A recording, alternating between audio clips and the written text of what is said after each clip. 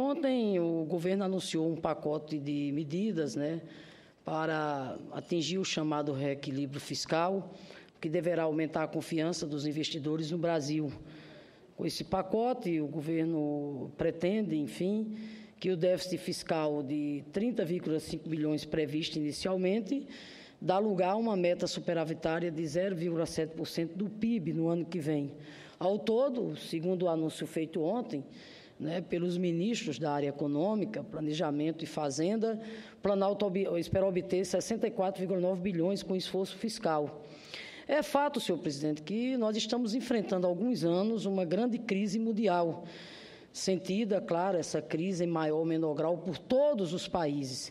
Os Estados Unidos, por exemplo, não ficaram incólumes, e mesmo a China, reconhecidamente a segunda maior economia do mundo, apresentou índice de crescimento do investimento e da produção industrial aquém do esperado no último mês de agosto. Frente a uma crise internacional como a que atravessamos, o principal desafio de economias como a brasileira é manter-se em nível competitivo. Na década de 90, investir no Brasil era diversão para um ou outro especulador, já que não tínhamos confiança do mercado internacional e também não tínhamos solidez na nossa indústria para fazer frente aos concorrentes no âmbito internacional. A economia, claro, não é algo estático em que se pode seguir um manual pronto e conseguir todos os objetivos que se quer. Aliás, esse tem sido o discurso, inclusive de setores da imprensa, por exemplo, que costuma ouvir um ou outro economista para reafirmar seu discurso de que o Estado deve ser mínimo e que as funções públicas podem ser menosprezadas. Hoje mesmo, por exemplo, no Bom Dia Brasil, da Rede Globo, ouvimos o economista Raul Veloso afirmar que o pacote foi leve demais. Nas palavras dele, senador Jorge Viana, abre aspas, o governo tinha que colocar medidas duras e concretas para ele brigar por elas até o fim do mandato. Acha pouco, ainda diz o economista Raul Veloso, como, por exemplo, idade mínima da aposentadoria, reduzir o quadro de pessoal em não sei quantas mil pessoas e daí por diante. Fecha aspas, esse foi o comentário do economista Raul Veloso no Bom Dia Brasil da Globo hoje.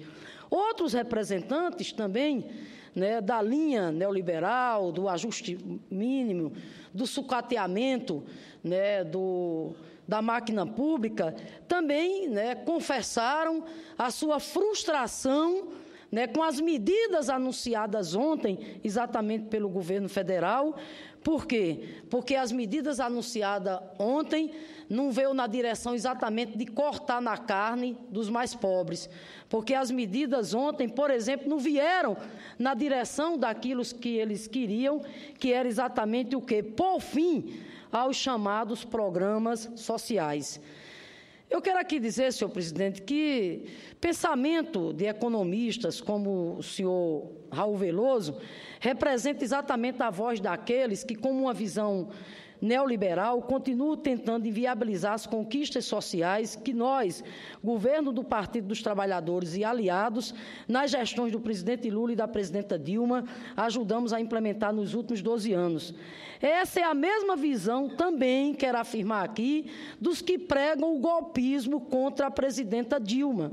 Ou seja, mais uma vez o que se pretende é que as medidas necessárias de ajustes recaiam apenas nas costas do trabalhador brasileiro. O que incomoda muito a eles, a esses setores, é que o pacote anunciado ontem, é bom que se diga, começou a mexer exatamente no andar de cima, embora, a meu juízo, ainda de forma tímida.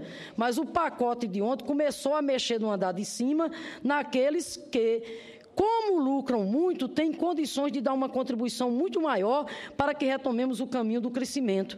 O que vemos nestes ajustes, senhor presidente, é a demonstração de que o governo está fazendo um esforço para a retomada do crescimento da economia. As readequações em uma série de alíquotas vêm para permitir que o país retome o caminho do desenvolvimento com inclusão social, bem como garanta a sustentabilidade de suas instituições no futuro. Me refiro, por exemplo, à proposta apresentada ontem de criar um escalonamento na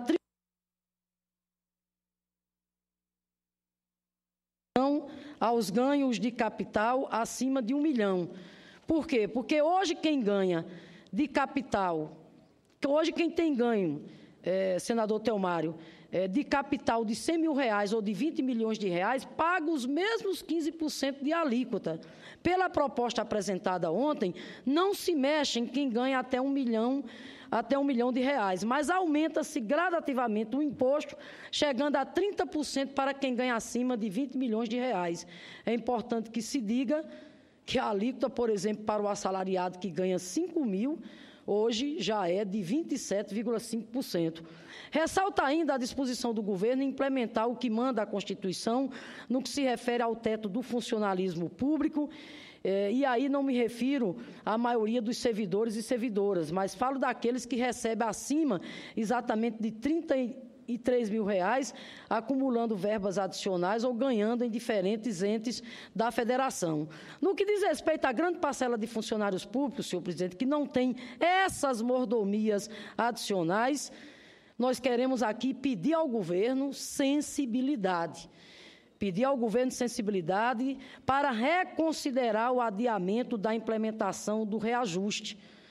Na verdade, nós achamos que essa medida anunciada pelo governo ontem, senador Jorgiano, é uma medida equivocada. Até porque o governo já vem em processo de negociação com diversas categorias, inclusive diversas categorias que estão em greve, né?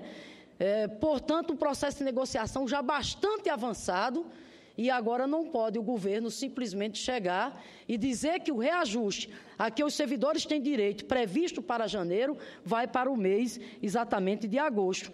Então, quero aqui dizer, está entendendo, pedir sensibilidade ao governo, que o governo reveja exatamente essa medida. Por quê? Porque é importante que vejamos que mesmo que o governo argumente de um lado, né, que essa medida de adiamento do reajuste traria uma economia de 7 bilhões de reais diante desse momento que o país vive, mas eu quero aqui deixar claro que nós não podemos fazer economia às custas exatamente do sacrifício dos trabalhadores e dos servidores exatamente do nosso país. Até porque, com essa medida, nós estaremos penalizando uma parcela significativa da população que colabora exatamente com a execução das políticas públicas no nosso país. De forma, senhor presidente, que, além de preservar os programas sociais, além de preservar os direitos sociais dos trabalhadores, e não existe direito social do trabalhador mais sagrado que é ele, de um lado, não só receber o seu salário em dia, mas receber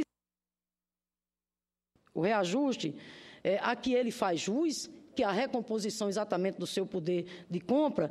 Então, repito, senador Georgiana, nós temos que preservar esses programas sociais, preservar os direitos sociais dos trabalhadores e aí adotar um outro caminho, que é o caminho de ousar no que diz respeito à questão das medidas fiscais. Eu falei aqui que o governo, pela primeira vez, adota medidas que visam exatamente buscar a participação do andar de cima, mas eu disse que essas medidas ainda eram tímidas, por isso que eu quero aqui insistir. Por exemplo, que o planejamento e a fazenda defendam a implementação do imposto sobre grandes fortunas, imposto esse, inclusive, que está previsto na nossa Constituição e que até hoje não saiu do papel. E não saiu do papel exatamente por quê? Por mexer com os interesses do andar de cima do nosso país. Eu sei que a correlação de forças aqui no Congresso Nacional é muito adversa, é desfavorável para teses como essa, mas nós temos que ter coragem, nós temos que ter exatamente ousadia. Porque quando é para mexer com os que estão no andar de baixo, aí de repente é uma ligeireza danada. Mas quando é para mexer com os interesses dos que estão no andar de cima, infelizmente, o que a gente tem visto exatamente é essa lentidão e essa omissão. Quero ainda dizer, senhor presidente, que ao defender mais ousadia e aí propor a defesa, né, da taxação do imposto sobre grandes fortunas, quero dizer porque este imposto é o único dos 7 previstos na Constituição que até hoje não foi regulamentado. O impacto estimado pela medida, segundo especialistas, seria de 100 bilhões de reais por ano. Ou seja, este imposto sozinho, que é o imposto da taxação das grandes fortunas, tem potencial para não apenas cobrir déficits, mas auxiliar o país a se desenvolver de maneira muito mais rápida, garantindo a ampliação das conquistas sociais obtidas nos últimos 12 anos, inclusive contribuindo para alcançarmos exatamente o superávit que buscamos exatamente no ano que vem.